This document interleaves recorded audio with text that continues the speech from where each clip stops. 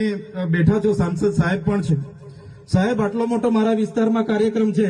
Collector સાહેબ, પ્રાંત સાહેબ અને પ્રાયોજનાજી, શર્માજી, હું અહીંનો ધારાસભ્ય છું. ભાઈ, મને કેમ કોઈ ફોન બી નહીં કર્યો, પત્રિકા નહીં, જાણ નહીં?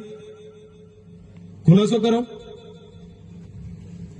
હું ધારાસભ્ય છું ભાઈ. આ મારું અપમાન નથી, મારી જનતાનું અપમાન છે. આ મારું અપમાન નથી. મને કોઈ કાર્યક્રમનો મોહતાજ નથી.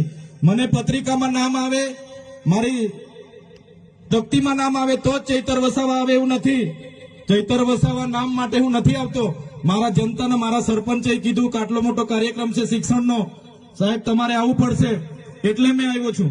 અને કલેક્ટર સાહેબ, તમારી જવાબદારી છે, તમે વહીવટ છો, તમે મને ફોન કરીને જણાવો ને કાર્યક્રમ છે. મંત્રી સાહેબ ગાંધીનગરથી આવે છે, કઈ તકલીફ છે અમારાથી તમને?